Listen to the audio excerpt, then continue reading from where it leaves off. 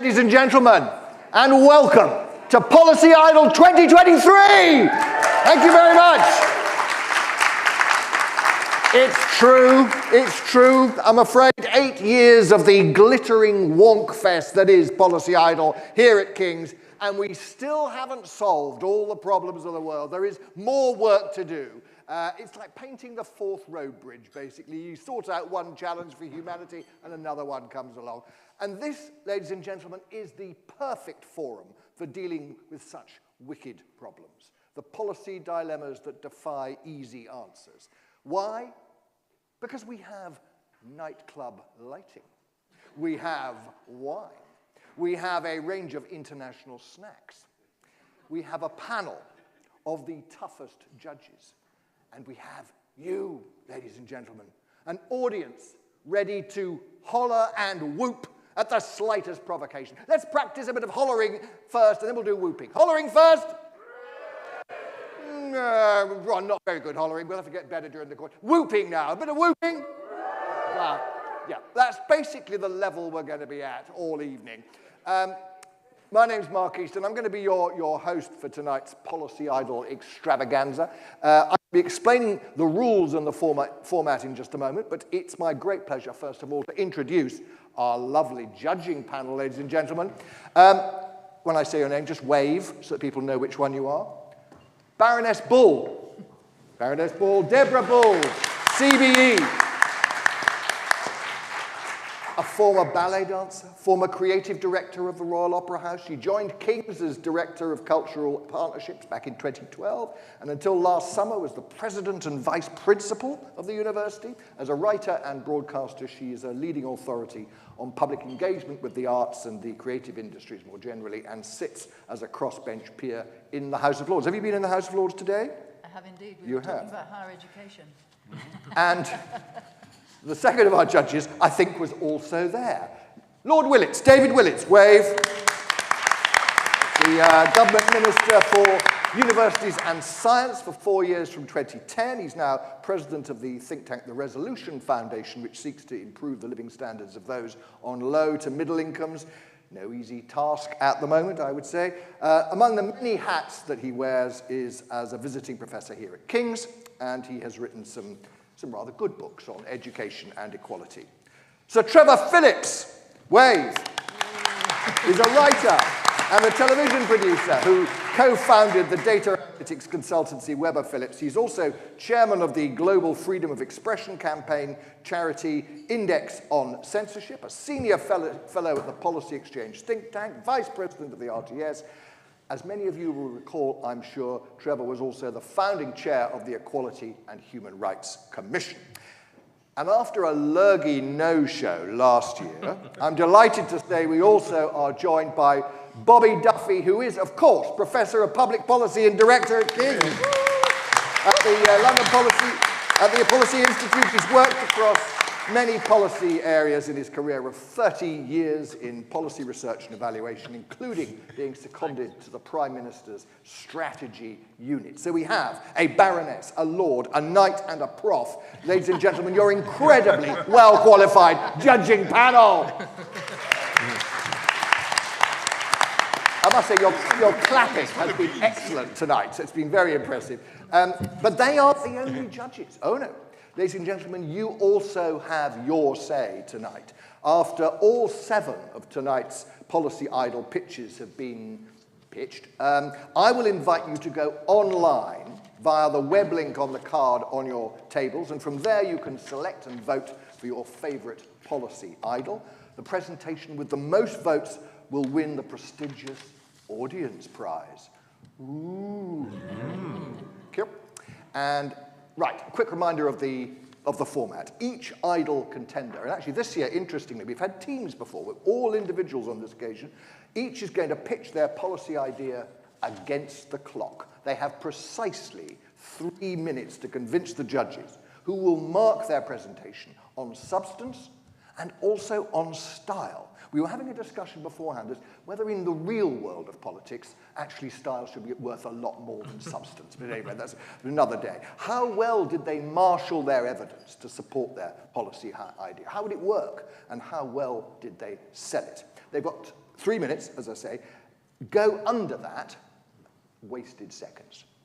Go over, and the judges may deduct marks. My assistant, Dominica here, has a whistle. Would you like to blow your whistle? Can you blow it? That's what the whistle sounds like. And it's loud. She'll blow that at 3 minutes. 3 minutes. If any of our prospective policy idols are still going at 3.5 minutes, you probably can't see it from where you're sitting, but up there is a huge vat of glutinous ignominy and humiliation, which will be tipped down from a trapdoor in the ceiling, and a klaxon sounds and sirens way. Basically, we don't want that. So 3 minutes, 3.5 is the absolute deadline. There are 4 prizes. There is one award, as I was explaining. One award will be for presentation with the greatest substance. Another for the presentation delivered with the greatest style. There's your audience prize.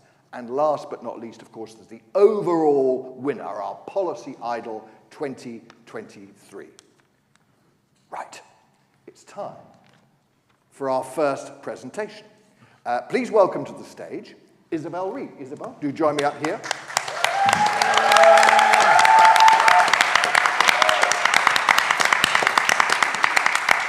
Isabel, you're studying geography, aren't you? Yep, studying geography, and she's got a proposal to improve our diets. You have 3 minutes. Are you ready? Everyone ready? On your marks, get set, go! Can I have my slides, please?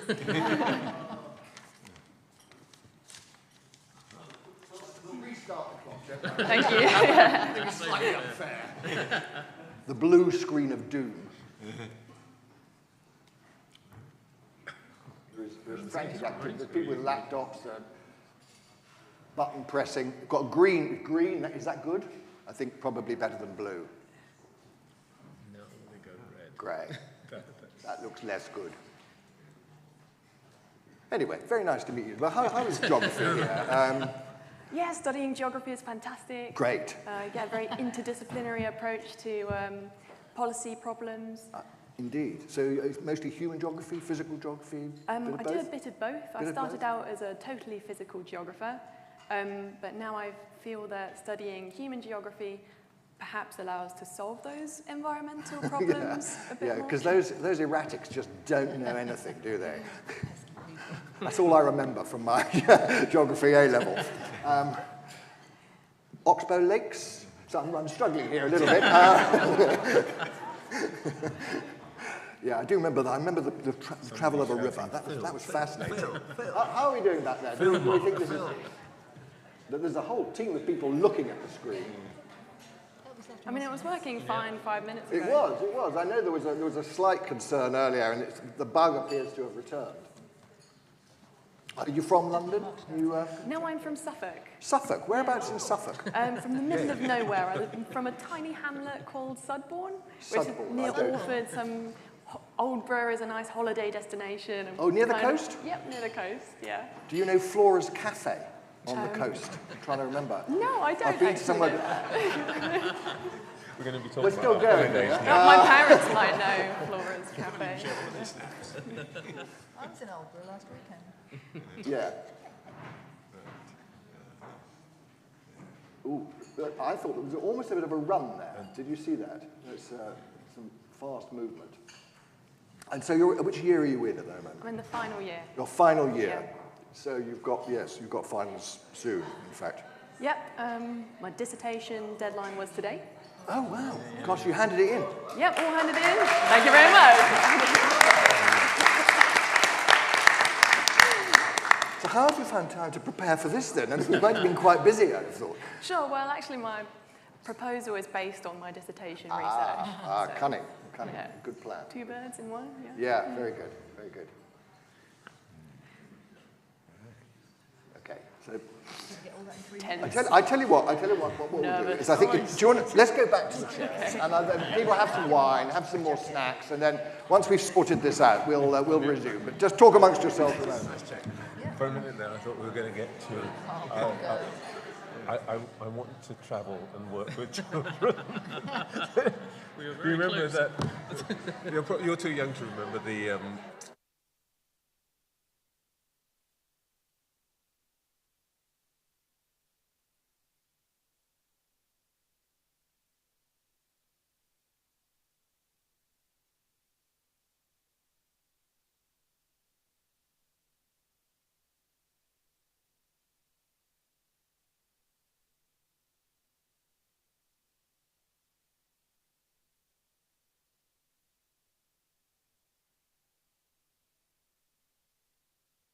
Okay, we're going to start again with the 3 minutes. You have 3 minutes.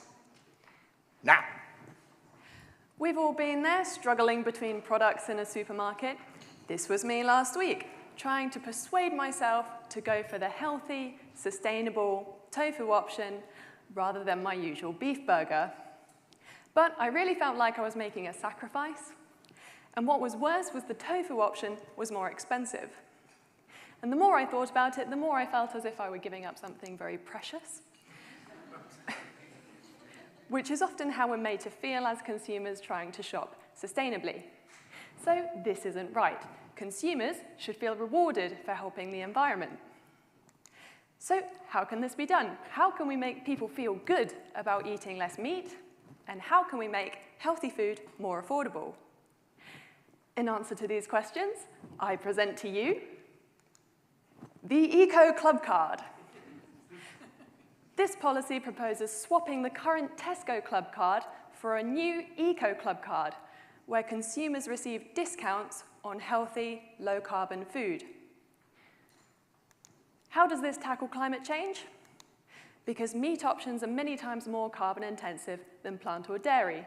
So if we look at the orange meat bar, we can see that meat is about 20 times more carbon-intensive than vegetables. So it's safe to say that the future of the planet is at stake. In the UK, 40% of the meat we consume looks like this. We eat a lot of processed meat associated with obesity, cancer, and heart disease, diseases which disproportionately impact people on low incomes, partly because healthy food is so expensive. And this has been compounded by a food inflation rate of 18.2%. So now is the time to act. Discount healthy food options to make healthy food accessible to the most financially vulnerable people in society. And finally, eating less meat is better for the animals as well. But don't worry, I won't bleat on about it. In summary, Eco Clubcard can tackle these 4 issues simultaneously. Here's what it could look like on the shelf. So we've got some pictures of products with green labels on them. And so far, I've focused on non-meat and healthy food options. But we can also discount domestic, seasonal, and fair trade options. So it's not just about reducing the consumption of meat by any means. Finally, there's 2 areas where this really sells to Tesco's. 1, it contributes to their CSR policies. 2, it attracts environmentally and health-concerned consumers. Eco Clubcard. 4 birds, 1 stone. Thank you. Whoa! That was, time-wise, I'll leave it to the judges to decide about your content, but time-wise, that was pretty much, I think you were about a second under. That was absolutely fantastic. I have to say, I thought that was brilliant, and I'm sure our panel will have some questions for you. Bobby, you're nodding, so let's start with you. That was my mistake. That was brilliant. Thank you so much for that, Isabel. I loved the use of images from the start, and you told the story so well. I guess the point that you ended there with why would Tesco do this is kind of the key question. Why did you pick on Tesco? Why would they want to do this? Sure, so I focused on Tesco just for time constraints. This policy could be applied to any supermarket. And the second part of your question was, why would Tesco adopt the policy? So I have their CSR policies here. They talk about net zero, they talk about packaging, which I didn't mention, but we can also discount paper packaging or non-plastic packaging, and animal welfare. So these are just a few examples of a lot of their CSR policies. So it helps them tick their boxes, and it allows them to stand out from a very crowded supermarket market. If you've been watching The Apprentice, it's their USP, a unique selling point, where they can attract those environmentally concerned and health-concerned consumers. Thank you. Deborah. Yeah, can I pick up on that? Because I also wanted to go in on why they would do it. So you said it would attract environmentally and health-conscious consumers.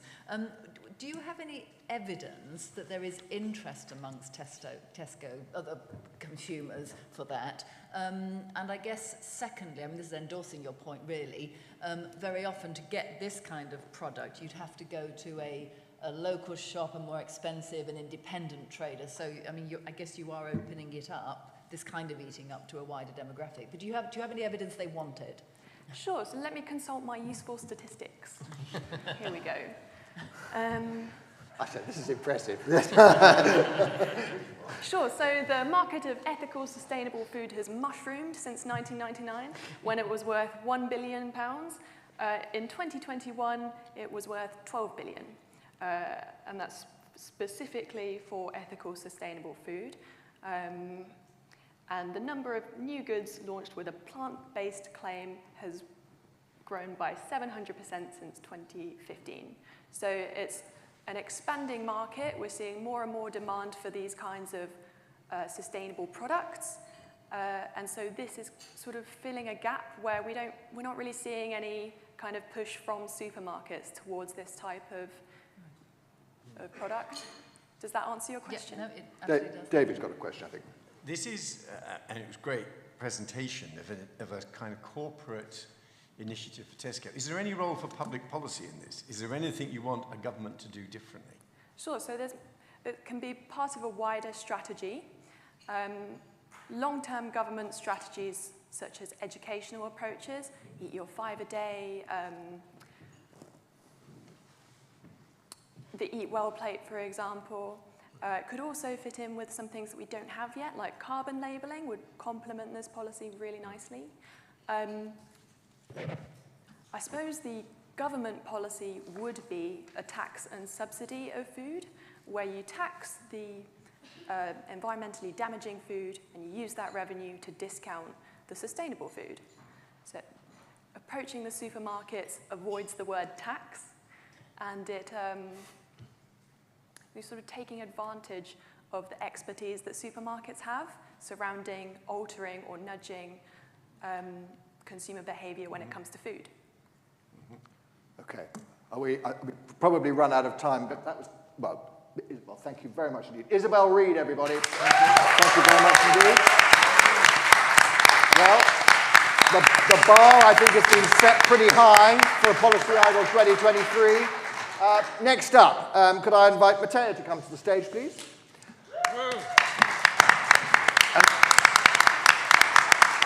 Matteo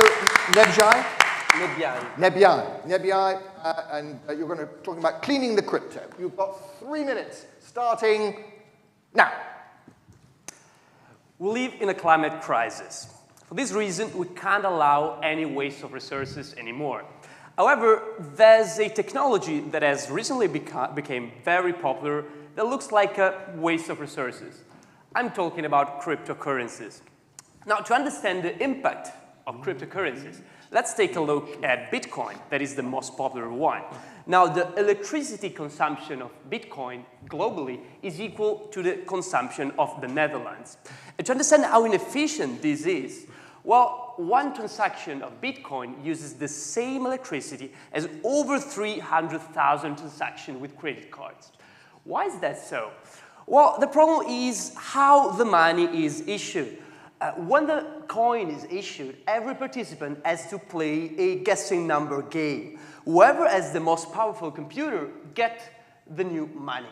The problem is that when a lot of participants are using Bitcoin, all the participants are incentivized to use more and more powerful computers.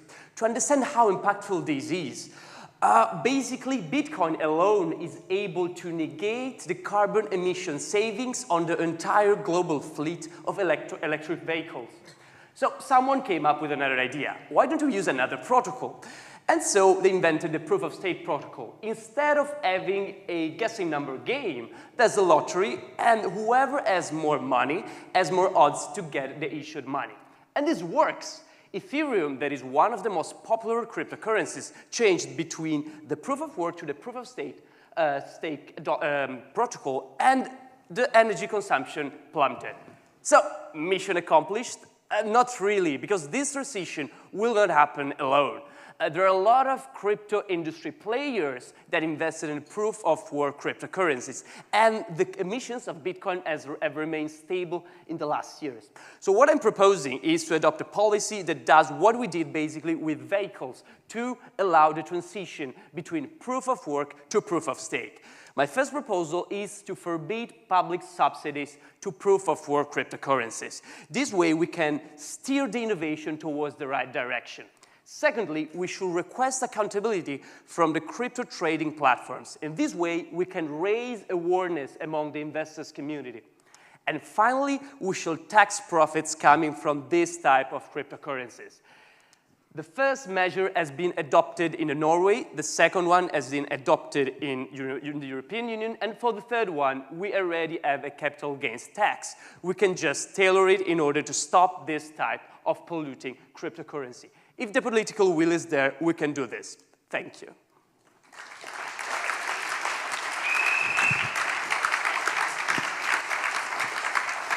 Some really excellent timing. You probably had 3 seconds to spare there. I think that's pretty good. Thank you very much indeed for that presentation. Trevor, let's hear from you. Really extraordinarily persuasive, if I actually understood any of it.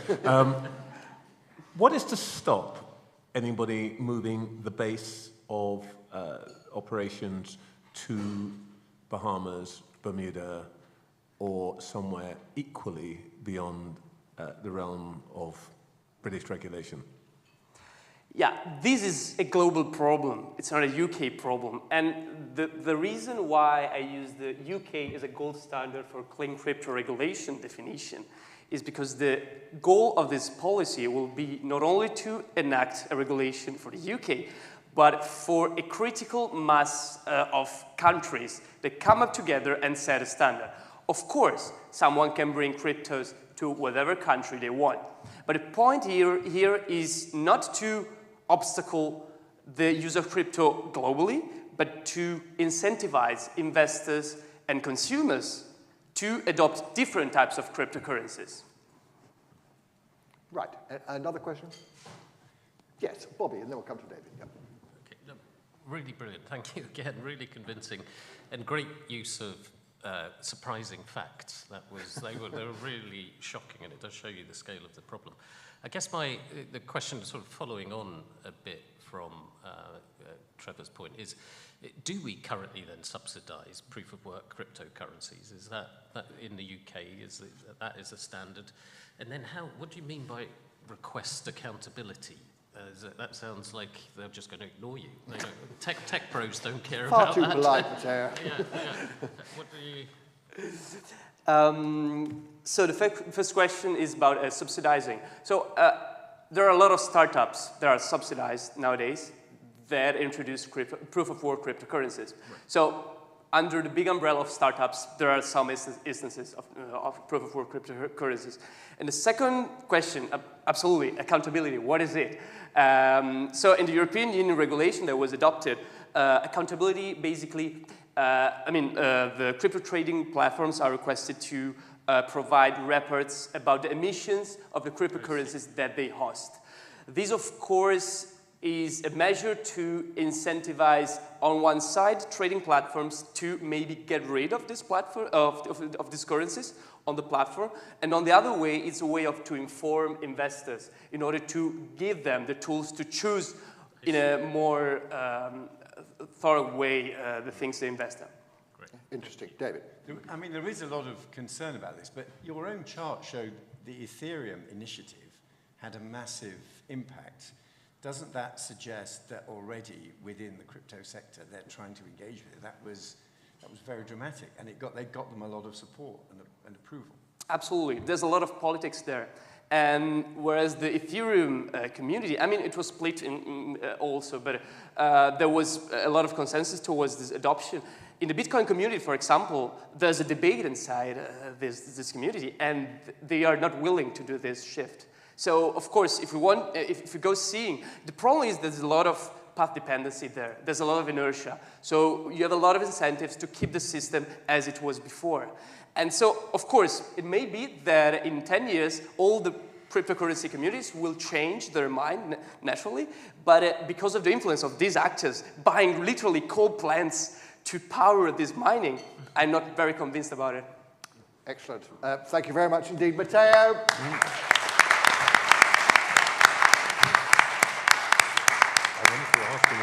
Right, next up, number 3, we have Wing-Gi Shum, who wants to revolutionize scientific funding. You might have some interest on the judging panel, I suspect. Anyway, you have 3 minutes, starting now.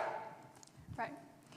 So I turned 19 about a month ago, and I want to be a neuroscientist, hopefully to the day that I turn 90. And that's great, you may say. I don't see anything wrong with it. And the thing is, neither do I. But every single year, I see a sharp decline in the number of my peers who actually want to step into academia. And I think I know why. So scientists, to be or not to be, that is the question. The truth is, scientific funding is extremely competitive. Taking the National Institute of Health as an example, there's a significant imbalance in the grant applications submitted and the actual allocated funding, leading to lower and lower success rates every year. And according to a survey conducted by Nature in 2019, 70% of scientists reported to feeling stressed about securing funding. There's a loss of scientific talents in large laboratories, and not to mention small, early career rising labs. Taking the United Kingdom as an example, there's also a loss in funding post-Brexit. In the meantime, creative industries are generating skyrocketing revenues every single year. So LVMH gained a revenue of 79.2 billion euros in 1 year, while the 13-year international effort of the Human Genome Project only had a budget lower than 3 billion. So I'm here to encourage funding for innovative research by unleashing the entire spectrum of potential funding sectors, especially that of creative industries. So in the past, H&M and Gucci has already funded initiatives that use synthetic chemistry and material science to produce biodegradable materials. And Ralph Lauren and Levi's project have also funded research in cancer research and breast cancer, brain cancer research and breast cancer research. Science and art are collaborating at a level that's never been seen before. And by standardizing commercial funding, we can open new doors for niche sciences. And this can lead into new fields of science such as machine learning, motion capture, optics, kinetic science, and even more. There is a fundamental parallel in the spirit of spontaneity in creative industries and serendipitous discoveries in science. And through this initiative, we can support small science, remove competition in their overall grant application pool, and hopefully accelerate new ideas. Thank you.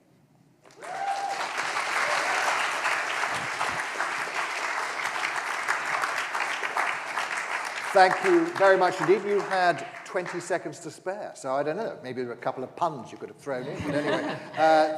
Yes, revolutionizing scientific funding. I think, Deborah, I think you probably have some thoughts on this. Well, so it's astonishing to see the creative industries imagined as a source of funding rather than a sector that needs funding. But I can see that you're looking at one specific end of the creative industry, which is the commercial end. I wondered, to echo David, really, what exactly is the policy ask here? And I wonder if you've looked at the challenges in the UK around R&D tax relief as it applies to businesses in the creative industries. Have you looked at that? And what are the actual policy asks? What can government do to make that happen? Yeah, sure. I think right now there is a fervent debate about who funds science, and that is, it's overriding the fact that there is inadequate funding, and I think the government can step in by actually standardizing and having third-party regulation and actually centralizing all different sources of industry funding. Because right now, 44% of R&D research in the UK is actually funded by the industry, but it's all over the place. It's by philanthropists, it's by private organizations and NGOs, and so the government can step in by having a centralized regulation over it, and this we can look into institutions like National Institute of Health and also like Medical Research Council. David.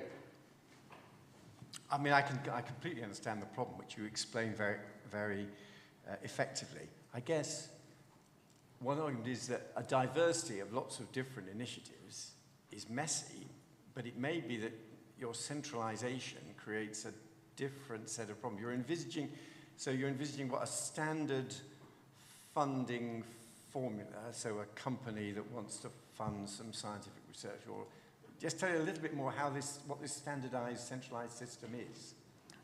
Yeah, sure. Basically, by having the government having third-party regulation over it and making it a more common form of funding, it's being more accepted. Oh, it's okay. Yep. Sorry.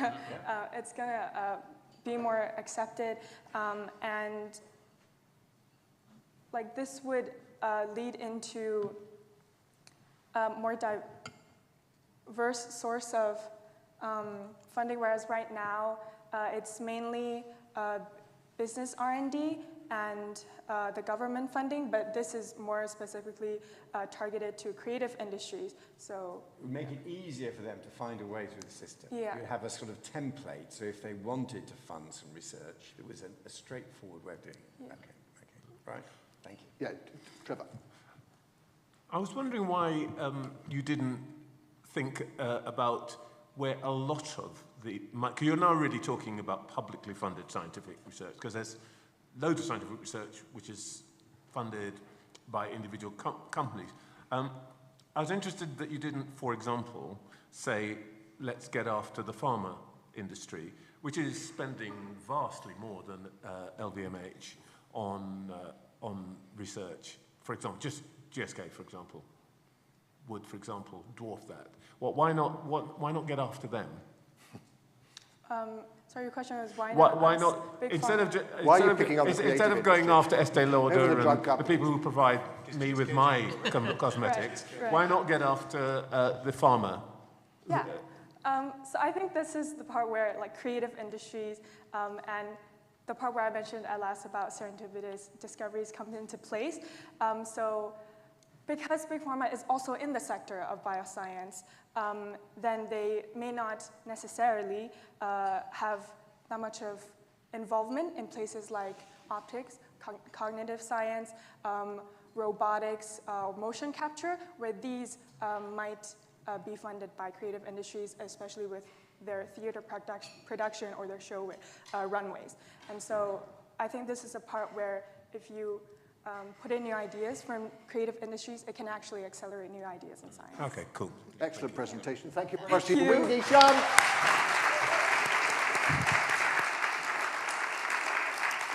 Next up, we got Sahil Mukherjee, who is going to talk about a goodness program. Come up, Sahil. Yes, you have 3 minutes, just 180 seconds, and they start now. Do these names mean anything to anyone here? Does anyone know who these people are? No? These are 3 examples of many examples of people who have taken their own lives. And the one that always gets me the most is the last one, 12 years old. 12 years old. What is the problem? 22% of deaths in the whole of the UK are actually preventable. And the main causes of these are actually COVID, in this context now, in the pandemic, alcohol and drug-related disorders and cancers. And when you look at the main issue that contributes to this, the risk factors are smoking, alcohol, and obesity. And the main thing that contributes as a predisposing factor to all of those is poor mental health. And it's something we always think about, we always talk about. All of these people here, all of you beautiful people, someone might be going through something we never know because it's hidden behind a smile. And the main thing is that we're considered adults. I don't know what the age group is here. But the main focus is that poor mental health is actually onset at a younger age, and the youth is where we should focus on. What are the existing solutions? There's so many solutions, people trying to do stuff. You have NutriTank, which kind of looks at the nutrition of the people. They look at the youth and they look at how they're following their diet, because diet is linked to mental health. You have Headspace, the app that everyone wants to use, but sometimes can't actually afford. Then you have Huberman Lab that has Andrew Huberman, a renowned neuroscientist in the world, who gives his expertise to advise people, but these are all incomplete. What is the proposed solution? The one I propose is the Goodness Program. It's a co-curricular secondary school educational program that has 6 modules, and I'll go through that now. So number 1 is dopamine physiology. If you teach the students to understand how dopamine works and impacts the brain, you'll learn about pornography, learn about addictions, and all of these problems, and you'll be able to understand how to overcome them. Morals and values. When have we actually been taught to be nice people? If we were taught how to be kind, compassionate, caring people at a younger age, that can be carried on and improve so many of our behaviors. Module 3, mindfulness and meditation. Having a stability within yourself to understand how to find presence and calmness. Module 5. Wait, did I miss one? Oh, we'll come, that's fine. Module 5, Tree of Life. Okay, so this is the personal development portion where you track your own progress and make your own personal routine. So you look at the tree of life and you'll look at your mental, social, and physical health and choose your own habits, and you can make your own routine. Okay, and then I'll just go back to this. Community service. The crown of the tree of life is to make an impact on the community, and that's where community service comes in. So module 6 is where students lead their own projects and actually go into the community to make a difference and lead their own projects. Okay. Anyway, what is the Goodness Program? Goodness Program is unique because it's allowing students to understand the physiology behind it, empowers students to make their own change, and it's holistic because it's integrated and considers all the tiers. And this is all evidence-based. Each individual program and module is evidence-based. And when you ask about the timeline, it'll come. Thank you. Just looking for that vat of ignominy. You just escaped. You had 2 seconds before we got to the 3.5. I felt a drip. You felt a drip, yeah. Well, I think it was the person out there was getting red rocking it. Well, thank you very much indeed. You were right on the edge for the time, but very well done.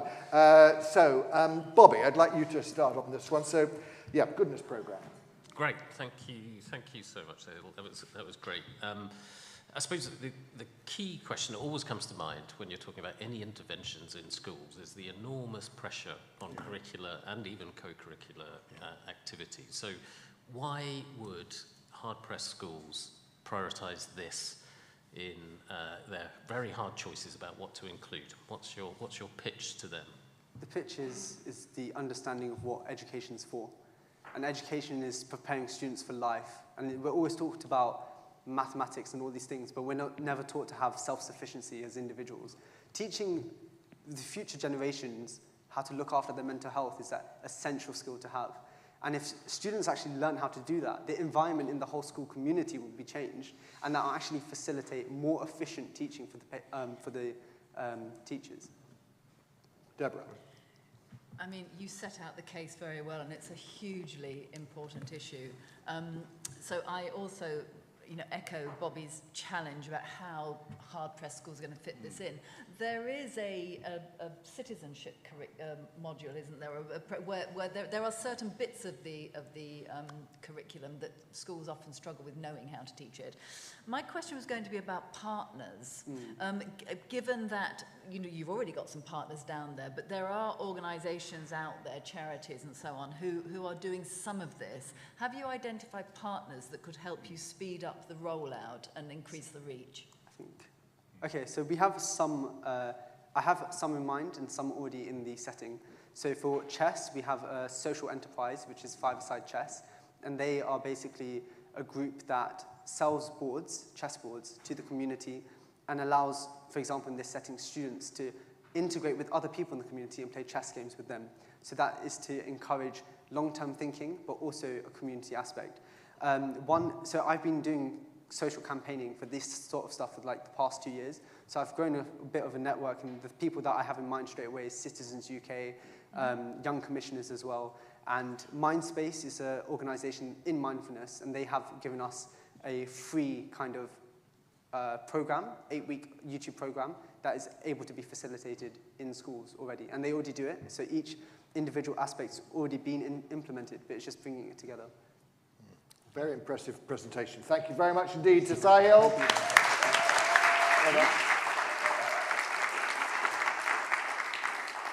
Right, well, the next contender for Policy Idol seems to have really picked a good subject involving young people in policy making. So let's see how that goes down. It's Alice Weavers. Nice to meet you. Are you ready? You have 3 minutes. Ready as I'll ever be. Yes. Now. Good evening, I'm Alice, and I'm here today to talk to you about gov.uk/youth, a new digital youth participation platform to involve young people in policy development in England. But first, I'm going to take you back to the days of next slide, please, and the COVID lockdowns. Young people were learning from home. They didn't know what was going to happen to their exams. Members of the public could ask the government questions through the daily press briefings, but only for people over the age of 18. Now let's look ahead to the May local elections. And for the first time, photo ID is going to be required to be able to vote. On the list of valid ID cards is a 60-plus Oyster card, but not an 18-plus Oyster card. Can you spot all the differences here? As we can see, young people in England are marginalised from policy making and democracy. Under 18s can't vote, and 18 to 25-year-olds have the highest rate of dissatisfaction with democracy of all voter age groups. So why is there such a disconnect between the government and young people? Well, my PhD research with over 100 young people and policymakers has shown that young people don't feel listened to, they want to have a say in government policy, but they don't know how to get involved, and the government rarely reaches out directly to them. And on the other side, we have policymakers, where for most of them, they don't have the knowledge or capacity to be able to meaningfully engage young people in policy development because there's no systems in place. The system we currently have, gov.uk, is meant to be the best place to find government information and services, but it's not working for young people. What we are faced with is a mess of outdated pages, inaccessible consultations, and no central place to find out about youth policy or participation opportunities. So my solution, gov.uk/youth, which will function as an information and participation platform to involve young people in policy making. Most importantly, it will be youth-led, involving young people from the start, who will co-design this platform with policymakers so that it works with both groups. This builds on previous pilot projects in the Department for Culture, Media and Sport, such as this Instagram consultation page. There are 3 aims of the gov.uk platform. First is to inform young people and educate them about government policy and how decisions affect their lives. Secondly, to engage them in participation opportunities, from consultations to meeting ministers, and to be able to submit their ideas to government. And most importantly, to provide feedback loops about their participation so they can see how their views have made a difference to policy. Gov.uk/youth will help policymakers to have that inbuilt system to directly engage young people, helping them to develop policy which really meets the needs of young people, understanding their diverse experiences and views. It will open up policy making to all young people, not just select groups. And it will provide schools and youth groups with an educational resource that they can use in citizenship lessons. So gov.uk/youth has so much potential to involve young people at the heart of policy making, because there should be no policy about young people without young people. Thank you.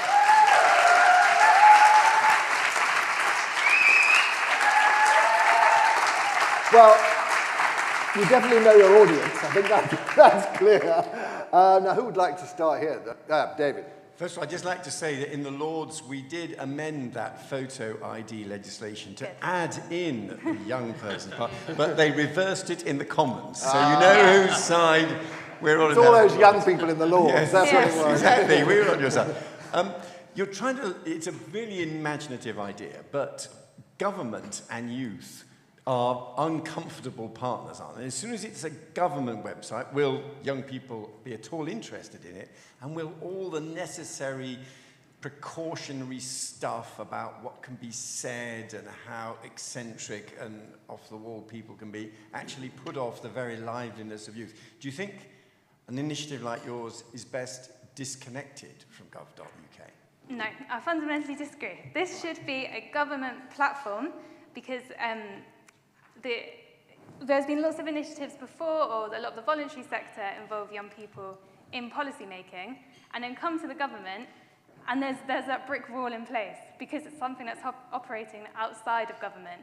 We need to have systems within to improve that connection between the government and young people. And the beauty of this is that it will be designed by both young people and policymakers. If it was designed just by policymakers, maybe they will design something that young people aren't going to use. But young people are involved in this co-design from the start. So probably would not look anything like gov.uk on purpose, but it's using that infrastructure so policymakers can use it, and then young people thinking about, well, what is most going to appeal to them to be able to get involved. And I guarantee that lots of young people will use it, because I know from my work as a youth worker how many young people are desperate to have a say. Interesting. Bobby, and then we'll come to Trevor. Thank you so much, Alice. That was absolutely brilliant. And it's particularly brilliant because it allows me to plug some research that we released today, which does show, like... Generations. It's a generation. I'm not plugging the book, Trevor. Okay. It's new research out today which shows absolutely dire levels of confidence among Gen Z in key British institutions. It's a real step change. So I think you are onto a really important thing. This is not an age-based thing. This is a true cohort-based thing of disconnect between Gen Z and really important institutions, including the police, courts, but elements of government too. So I think, but I guess my question would be just around how will you reach the people who are less likely to engage? Or is your ambition for this to just get to the kind of more interested people within the younger group, or is it? Do you have any? Yeah, you want to add to this, John? Yeah. I wanted to ask in the same question in a slightly different way. Before the dawn of time, before mobile phones, I was involved in student politics, and. Let's be honest, most of us who are involved in student politics are exactly the sort of people that you run away from at a party, right? Because, Jesus, who wants to talk to them? How do you do this in a way that prevents it being captured by the most active, the most determined, the most intense, the most dull and boring people on campus? So, I have a policy... You involved in student politics, I just asked? No, she's far too interesting. So, I have an implementation plan, but in terms of engaging young people, so it could be used both by individual young people, but also through schools, youth groups, youth justice systems, social services. So, going out to those professionals who are working with the most marginalised young people in society to get them involved. And this is not about saying that you have to be interested in politics to be involved in this. This is saying to young people, maybe the policy issue is for care experienced young people. Do you think that you should, what are your options after 16 when you have to leave care and you're going into unsupported, independent accommodation? You know, young people are going to have opinions on that, so it's not about the political angle. It's about policy, the policy decisions that are getting made. The things like, at the moment, BTECs, the removal of them and the introduction of UT levels. For a research project linked to my PhD, we've interviewed hundreds of young people on vocational education routes. And they've got so many thoughts about the things that matter to them around education. They might not be interested in politics, but they know what they should be offered for post-16 education routes. Yeah, Deborah, you had a quick point. Really quick question. Internationally, who's getting it right? Which government can you point to? I'm glad you asked that. Good heavens, I haven't had a strike.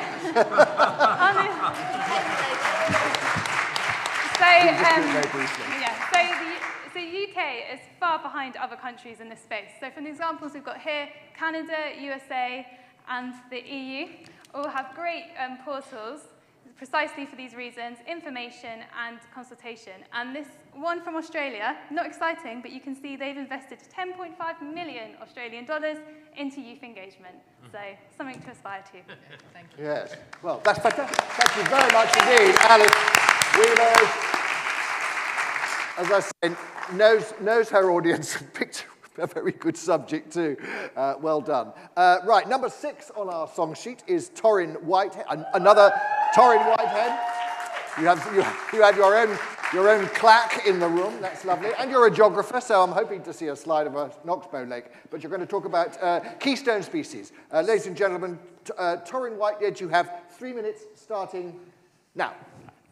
The Locally Extinct Keystone Species Act brings together current policy efforts to restore and regenerate nature by prioritising the reintroduction of species historically found in the UK, including beavers, bison, lynx, and wolves.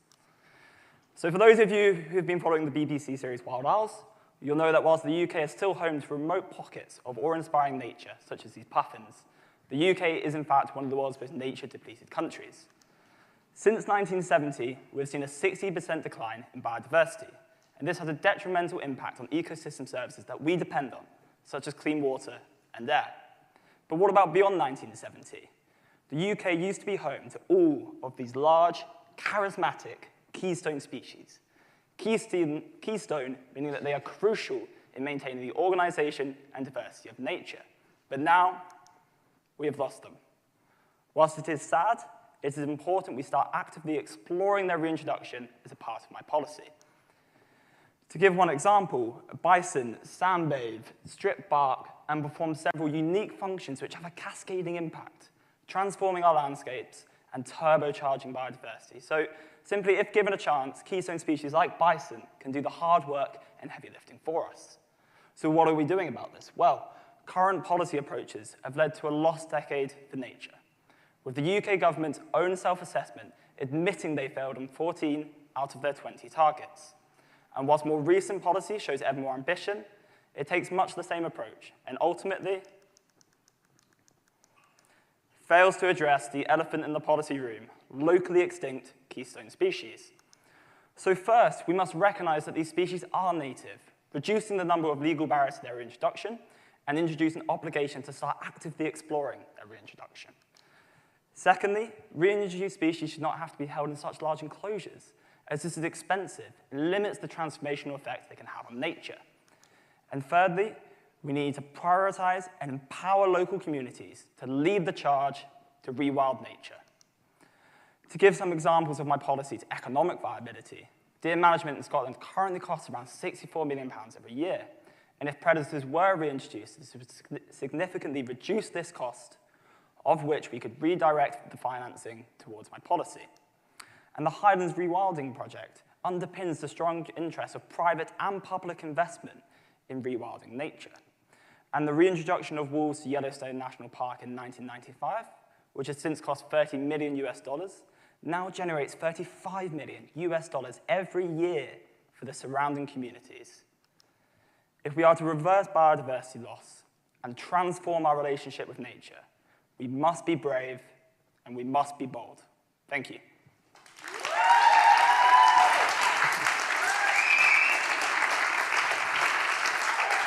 Very impressive, and you were about a second and a half you had to spare, so very, very well done on the time, and some fantastic pictures. That first animal, what was the first one? The beaver. That was a beaver, was it? Oh, excellent. Yes. Who's going to ask the first question? Yes, Deborah. I'll start. I mean, you play a blinder when you start with David Attenborough, really. I mean, national treasure. It's always a safe bet. Always, yeah. So really compelling, and you got so much information into those 3 minutes. I mean, it was really, really well done. I have a question about public attitudes, because there will be people who will be very, very scared about wild animals being introduced into, you know, into our safe neighbourhoods. I know that's not what you're suggesting. How are you going to deal with that issue? Yeah, absolutely. So because we don't have these animals in the UK anymore, we're dependent on social media, folklore, stories to inform our opinions about them. So for wolves, for example, it's the big bad wolf, it's this Red Riding Hood, it's these narratives that enforce us from a young age. So that's why we really have to prioritize and empower local communities in this process and have a really clear, effective public communication outcomes to get the facts to people and to make them lead the charge in rewilding nature. And just to give you an example, farmers, for example, are having a really difficult time of it at the moment, like everyone is with the cost of living. And this is an opportunity to diversify their livelihoods whilst protecting their cultural heritage. So for example, Net Rewilding Estate in Kent has an annual turnover of £800,000 and has a profit margin of £190,000. So there are real benefits for the local communities in this. Great, thank you. How exactly is public policy supposed to be different? What does government need to do for this to happen? Absolutely. So at the moment, it's a little bit of a taboo subject, and it's, like I said, kind of ignoring that elephant in the room. So it's tackling this forefront, recognizing that these species are keystone, and they have the key to unlock kind of nature recovery and unleash the potential of nature-based economies. So, for example, in terms of the government role, and how do we actually prioritize and empower local communities? It sounds nice, but how do you do it? So in Belgium, for example, so I've been very fortunate because I've just spent the last 2 days in Oxford at an international conference on human-wildlife conflict. And I was speaking to the project coordinator for WWF in Belgium, where wolves have just returned. And she said that policy change has been crucial to changing attitudes, to minimizing conflict, and to unleashing these economic benefits. And something exactly like this policy is what we'd need in the UK to achieve these things. Yes, Bobby. Yeah, you absolutely win the prize for the cutest No, Trevor. Sorry. pictures, by the way. Oh, sorry. That's fine. That's fine. You answer to everything. I think I find it difficult to tell the difference between myself. But I noticed you didn't say anything about the planning system. And that is actually the place at which local communities intervene on some of these questions. And by and large, it's going to be quite often an issue of, can we build more houses or do we protect? How do you deal with the fact that whatever people's, however lovely the pictures are, people are going to say, my son and daughter need somewhere to live? Yeah, absolutely. So in terms of an issue of space, the UK is a densely populated country, but we do have the space for these species. So research shows that wolves and lynx, for example, these large carnivores, they want to avoid areas where humans are. As long as there's sufficient habitat and prey, which there are in places such as the Highlands, there is sufficient space for people and animals to coexist. So today, for example, a speaker at the conference mentioned wolves being spotted in downtown Milan. So these animals can live in close proximity. So in Milan, did you say? In Milan, yes, wow. In Italy. And the key is to touch on that safety point, because you think, oh, a wolf in Milan, that's not a good idea, is it? But actually, so across Europe and North America, where there are 15,000 and 60,000 wolves respectively, between 2010 and 2020, we've only had 12 attacks, and 2 fatalities. So they're really not. How many attacks? 2 fatalities and 2 fatalities and 12 attacks across 18 years. So they're not the threat to people that we think, and there is the space, habitat, and prey for them. Bobby, very quickly. Yeah, it was just very quick, just to picking up on David's question, because I think there was, what is actually the policy change that we're looking for? And I think there was something within the slides about we would need change in legislation around Dangerous Animals Act and those types of things. Is that the sorts of changes that we need to come to terms with? Absolutely. So this is starting a conversation in a lot of ways, because we're not ready to reintroduce wolves tomorrow. But if you look at the rewilding movement in Europe and across the world, nature is making a comeback. And if you look at the context of these issues and the climate crisis and biodiversity crisis, this is the projection that the world is on and that the UK is on. We're reintroducing beavers, wild cats have just been announced to be reintroduced in Scotland. And so it's really important we start thinking about this now, so we have this joined up long-term thinking. And so it's not a case of, oh, now we're ready to introduce wolves, so now we're going to mention it to local people. We've already been talking about this and have thought about how we're going to do it. And that's introducing that obligation to start actively exploring their introduction and recognizing that they are native. A lot of people think of these species as things we only see on the TV or from other countries, but actually, once upon a time, they did call the UK home. Yeah, brilliant. Fantastic. Great slides. I love your answer. Thank you very much, Corey Whitehead.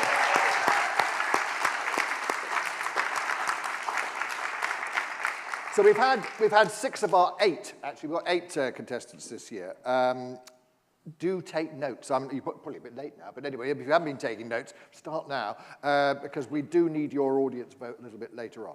Right, number 7 is Zarifa Nawar, a classicist who's going to talk about an issue to do with domestic staff in Bangladesh. Zarifa, you have the requisite 3 minutes, and they start now. Hello, I'm Zarifa, and today I'm going to be talking about the exploitation of domestic workers in Bangladesh. There are 10.5 million domestic workers in Bangladesh unprotected by laws. 97% of them are women, and over a quarter of them are children. An overwhelming majority of them have to live in their employers' households whilst performing a range of household tasks. Access to pipeline water supplies and sanitary toilets are low, and the majority of them also cannot afford public transport or internet.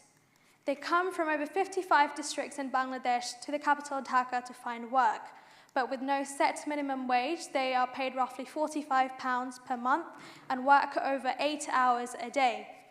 Alongside this, they are subjected to a range of mental, physical, and sexual abuses. Since the pandemic, 95% of them suddenly lost their jobs, leaving them without shelter or salaries. So their need for assistance is greater now more than ever. Currently, domestic workers are not included in the Bangladesh Labour Act. The ILO Convention 189 on decent work is not ratified, and changes via the Domestic Workers Protection and Welfare Policy since 2015 have been little to none. Additionally, Bangladesh is the 147th most corrupt country, so any legal framework has very minimal practical impact. My proposition is to change society's attitudes towards domestic workers through a campaign called Amra Shobai Raja. The phrase meaning "we are all kings" is taken from a popular national folk song. Through raising awareness, it aims to emphasize the importance of fair treatment. It targets 3 areas of society: the workers, the employers, and the children. For the workers, there will be workshops teaching them how to face abusive situations and a hotline phone number that they can call for assistance. Employers will be targeted via TV ads which show that abuse is wrong and which end with the phrase Amra Shobai Raja, and this message will be endorsed by Bangladeshi celebrities. Additionally, this will be supplemented by workshops held in the employers' workplaces which discuss how employer-worker relationships can be improved. And lastly, the campaign targets children because they are the future of society and they can hold parents and guardians accountable. A day called Raja Der Din, meaning Day of Kings, will be a special day in schools which celebrates the contribution of domestic workers and through workshops and activities teaches children the importance of respecting these workers. A rough minimum estimate of this campaign is £500,000, and funds can be ascertained locally via the Bangladesh NGO Foundation and internationally through sources such as Oxfam. I'm aware that my campaign does not aim to directly change the law or bring short-term results. However, through persistence, it aims to change society's attitudes and denormalize the mistreatment of domestic workers. The legal fight for domestic workers' rights has been a long-running one, but unless society's attitudes towards them change and people realize that morally they need to be treated right, long-term change cannot be achieved. Thank you for listening. Very good. It's awful when that whistle goes, isn't it? Anyway, that was a really powerful presentation. I'm sure the judges will agree. Deborah, do you want to come in first? Well, thank you. You raised such an important issue there, and it was quite chilling when you said the 147th most corrupt country, so policies have very little effort. Effect. You did say this is a campaign, really. This is a massive campaign. I guess the question is, there's a lot of reliance on people wanting to do better, so attending workshops, particularly the employers. There is nothing to stop them wanting to do better now. So how are you going to get people into those workshops in order that they can really explore what's happening and the damage that they are causing through these employment practices?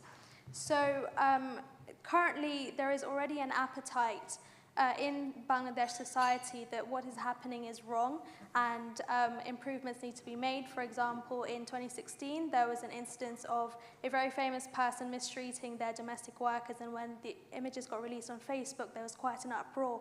What this campaign does is mobilize on that feeling and create a pressure group so that people, through watching other people in their community, feel the need to go into these workshops and improve their behaviors. So you think there's a kind of tipping point in your riding on that? Yeah. Thank you. Trevor. I think I agree with Mark, incredibly powerful and with respect to everybody, probably the most important cause that we've heard. But one of the things that I wonder that we didn't hear from you about was the fact that, as you did point out, 97% of the people involved are women. They are essentially girls.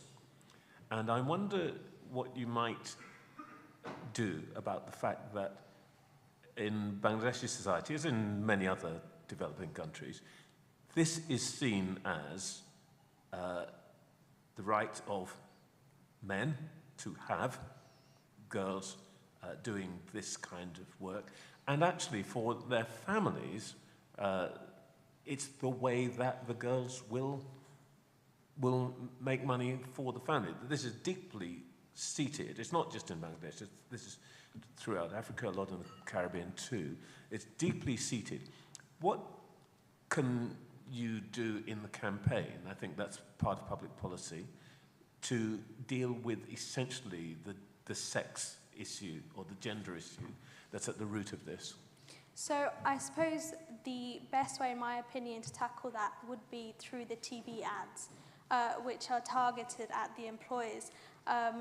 Already in Bangladesh, there was a campaign on a similar issue related to child marriage, because obviously, again, there is that notion that girls deserve to be married off and become housewives, and that proved to be quite effective because the ads showed why it was so negative, and the ads themselves were quite heart-wrenching. So in the same way, the ads for the employers here could also be used to show that women don't just deserve to do housework, they are capable of much more, and they have much more skills. Did those TV ads work? Were they successful? Yes. They did. Yeah, sorry.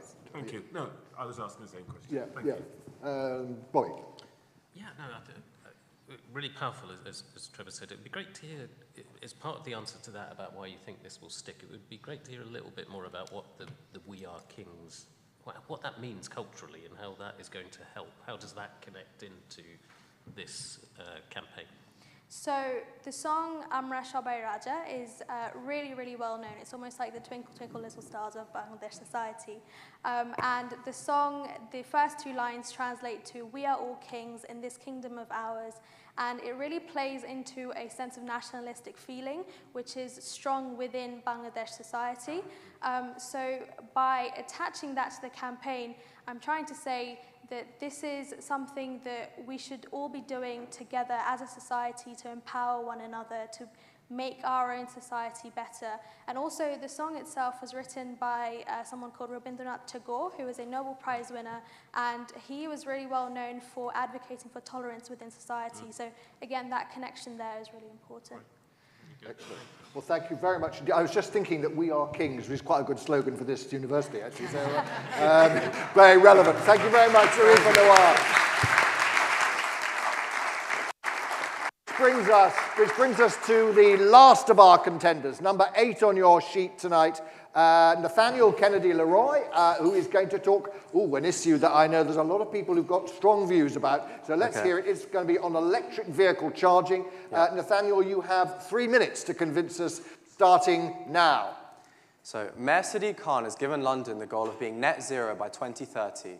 This goal has led to the successive implementation of the ULEZ, which will soon incorporate all 32 London boroughs. The fee charged by the ULEZ for driving very polluting vehicles has greatly increased the number of EVs bought across the capital. Despite the increase in EV sales, residential on-street charging for individuals who don't have drives has not been adequately solved by councils thus far. As an example, due to the ULEZ, my parents wanted to buy an EV. However, given they don't have a drive, they were worried about charging infrastructure. After reaching out to the council, they were advised to use a charger that was far away and already heavily used. As a result, they bought a petrol car. This lack of residential EV charging infrastructure needs to change. This policy will target streets that already operate private parking through resident parking permits and give them the option to collectively chip in to providing their street with up to 4 charging spaces operated by 2 chargers that are exclusively available only to them. I recommend a public-private partnership between a London council, a charging infrastructure provider, and an energy provider. Some examples include Duku, that make an EV charger that folds into the ground, and Green Energy UK, that supply renewable energy. However, there are many such providers.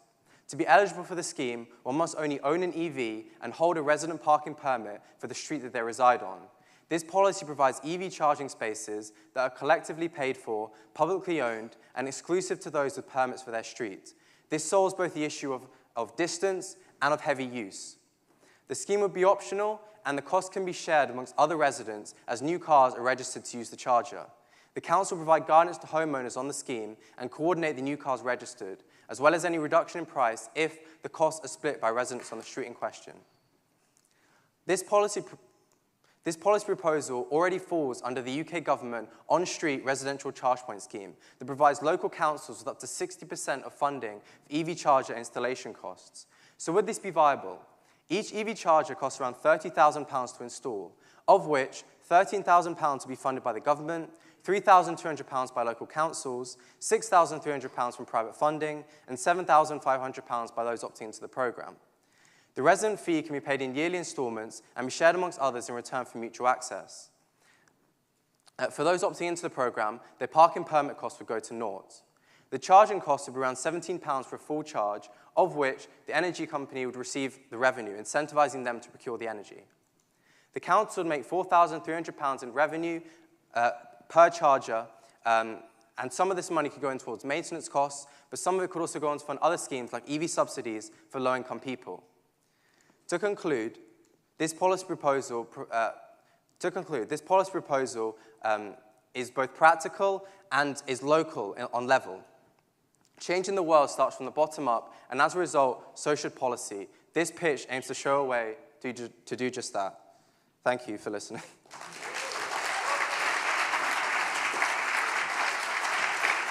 Very well done. Really good on the timing. Oh, look, your references are up, where we can spend some time looking at those. Very good indeed. Well, a fascinating presentation, and an issue that I know a lot of people really care about. The example you gave at the beginning of, being effectively forced to buy a petrol car because you couldn't work out how you were going to charge it. I'm sure comes across many people's minds. David? Yeah, I mean, a really interesting, nitty-gritty policy issue. Yeah. I think the parking permit link is one of the ingenious features, but of course there'll be some people with parking permits who are still using petrol and diesel cars and don't tend to go electric. Just explain in a bit more detail what exactly the parking permit angle is. Yeah, so essentially what it would be is the fact that you already have private parking with parking permits. So the idea would be, because at the moment charging infrastructure is typically like a free-for-all and there's not enough of it, it would kind of serve as a exclusive aspect, a little bit like the parking infrastructure you have with private parking. And so what would happen is those who already have a private parking space and have an electric vehicle could essentially contribute to funding this infrastructure, as well as private funding, government funding, and local council funding, to install up to 4 private charging spaces that are essentially available to them, really close by on their street, and they don't have to worry about, it's always being used. They can just go outside, and there's only 5 people with access to the two charging spaces. There's far more kind of accessibility there for you as a person. And then the other people in the street start wanting it, and then they start contributing to the cost. Yes. Interesting. Yeah, Deborah. So in Westminster, the council do this for us. So on the residence parking, there are EV spaces, and it's lamppost charging. So I guess and of course it's policed by the traffic wardens. So the disgruntled petrol car owner who can't park and thinks, I'll have that space, will get a ticket. Who's going to police this? Because, the 4 lucky permit holders, there'll be many people in the street who get home late at night and can't park, and they see that one of those is empty, they're going to go in it. How are you going to police it? Yes, so the police would not necessarily be like traffic wardens in this case. It would be more that you have to have a code to enter in order to essentially use the charger. No, I'm going to put my petrol car in your space. Oh, essentially just randomly parking. I'm just going to randomly park because there's nowhere else for me to park. Well, in that case, then you could have the council that essentially polices it, much like you would do in say, Westminster. It would also be, I would assume, just because you were trying to incentivize some sort of local community in terms of you chipping in with each other to reduce the cost for these EV chargers. If you see that someone on the street has just parked in the drive, obviously you can then complain, you can kind of come together and then lobby to potentially have more policing if the policing isn't stringent enough in the first place. But I would say, it would probably go through the council. Thank you. Interesting. Trevor, have you got any questions on this one? No, it seems watertight to me. I feel somewhere there's a free rider problem here, but I can't quite work out where it is. Well, that's pretty high praise, I have to say. Right, well, we have the last of our 8. Ladies and gentlemen, Nathaniel.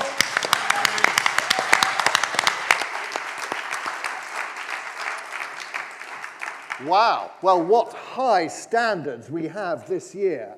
We've seen all 8 contenders for the glittering prize that is Policy Idol 2023. Thank you to all of our brilliant pitch. A round of applause for that. Actually, I thought they were really stunning this year. Right, so the judging panel will now be donning a sort of quartet-sized thinking cap that possesses magical qualities, turning judicial head-scratching, teeth-sucking, and shoulder-shrugging and eyebrow-raising into coherent scores for our octet. But you, of course, also have a key part to play in the time now before we come to the end of our excitement tonight. You have to decide which of our idol contenders walks away with the coveted audience prize. To vote, hopefully you'll probably be far better at this than I ever would be, but you have to go on that linky thing and press buttons, and then you can vote.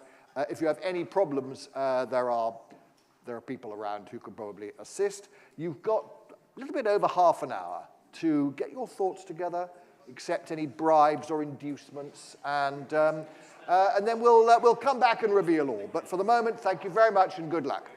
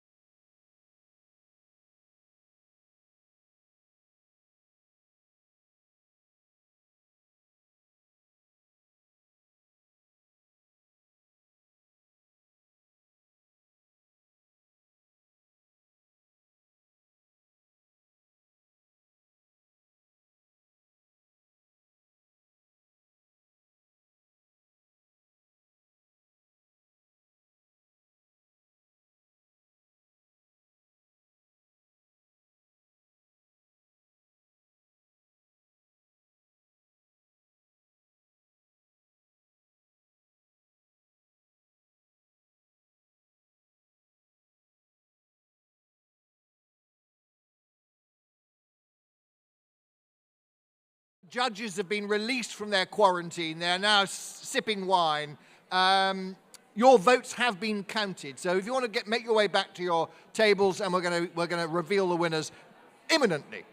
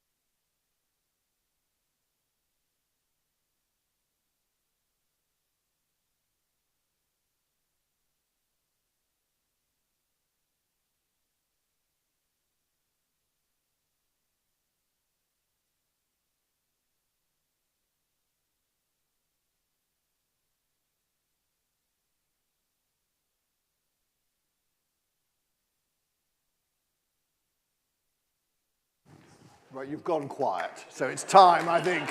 It is time.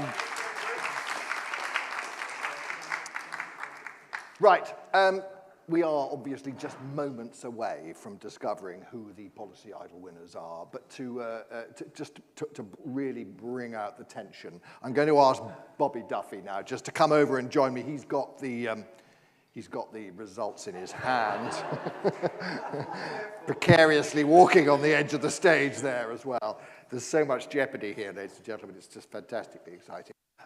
Okay, so the first prize we're going to announce tonight is the prize for substance, and the winner is...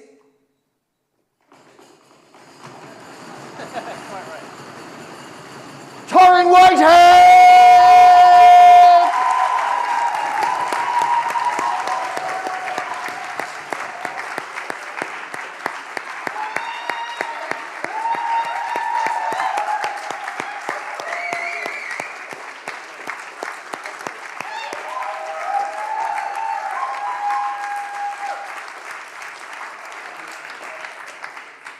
500 smackers, ladies and gentlemen. That's not to be sniffed at. Drinks are on Torin. Okay, many congratulations. The second prize is the winner for style.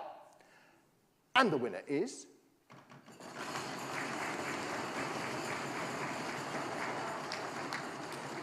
Isabel Reed!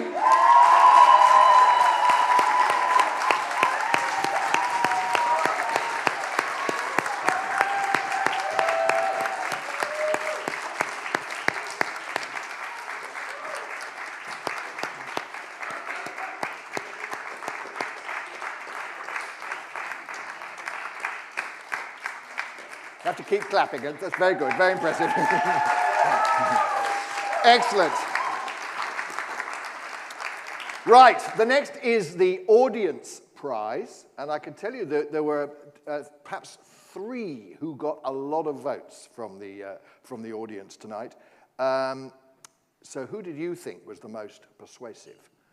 The winner of the prestigious audience prize is... Alice Weavers!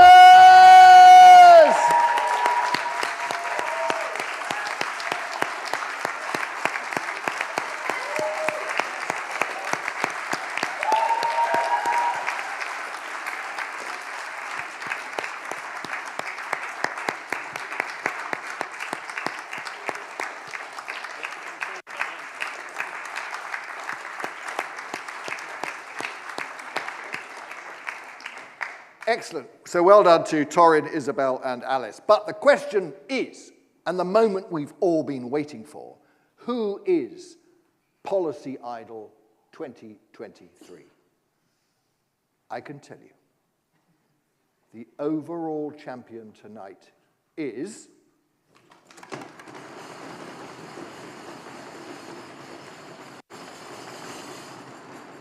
Alice Weavers!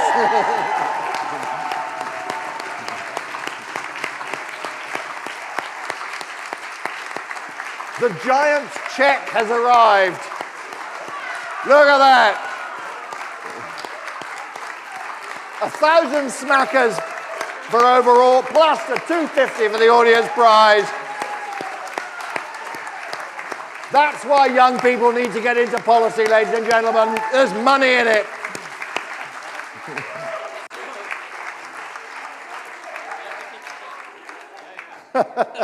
You can frame that on your wall. It'd be so lovely. Fantastic. Well done, Alice, and many congratulations to you. I think everyone would agree. A worthy winner tonight. I'd now like to invite the King's College Vice President and Professor Adam Fagan to say a few words about tonight's splendid event.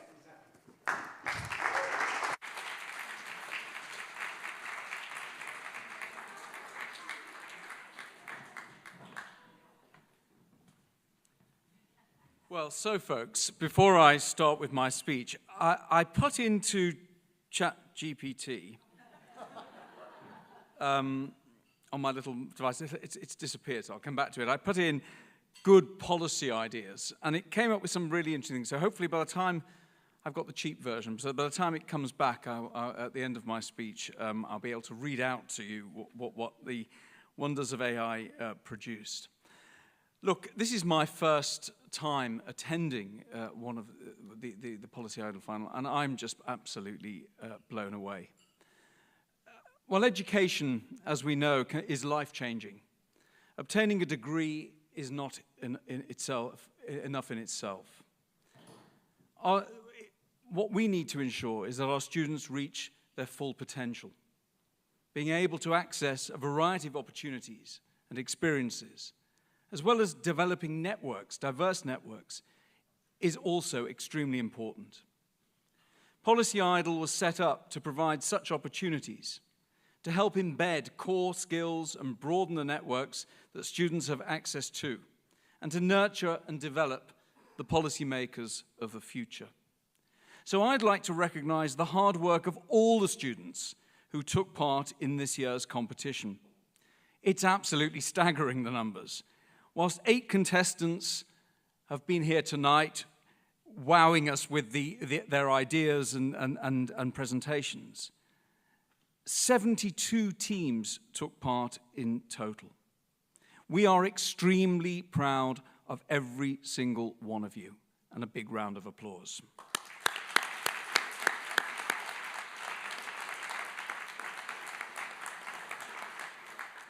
Tonight, the finalists have proven that when it comes to big societal challenges, like the climate emergency, poverty, mental health, environmental challenges that are really everyday as well as global, King's has an incredible range of ideas and talent from right across the student community that can help address these issues.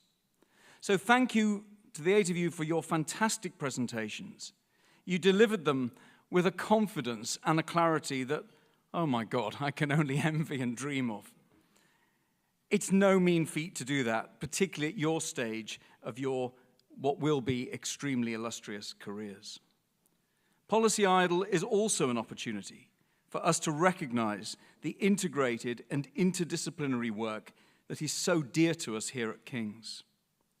Tonight's finalists came from 3 different faculties, each bringing different strengths and unique approaches to solving the big issues affecting our society.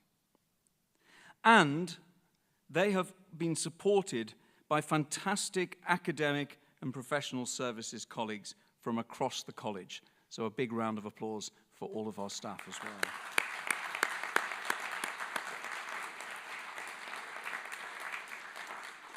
On behalf of the principal and the entire senior team, I'd like to thank the Policy Institute team, tonight's judges, and Mark for such an amazing, energetic, and vibrant performance that puts me very much to shame.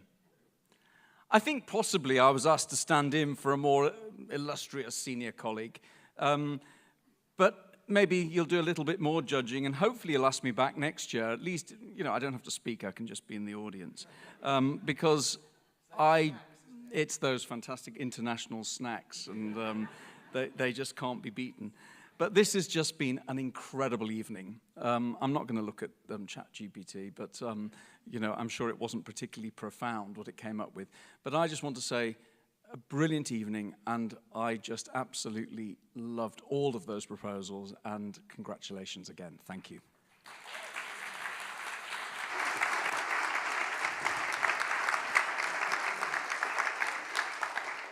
Thank you so much, Adam. So, Policy Idol 2023 is almost at a close. If I could add my thanks to the amazing display of talent we've had tonight from all those who gave their pitches, and to our judges for the almost impossible task of ranking such a varied range of ideas. Thank you to all of you. Top-class whooping and hollering, may I say. I was truly impressed. That's very good. I would ask all the finalists, all of you, if you could stay for a few photos right at the end. But to everyone else, it's been a wonderful evening. I hope you agree. Have a safe, yes, there's still some wine to be drunk. I can see people thinking, are we going to get chucked out? Let's go for it. Farewell, have a safe journey home. Thanks very much for making Policy Idol 2023 such a great evening. And good night. Thanks a lot.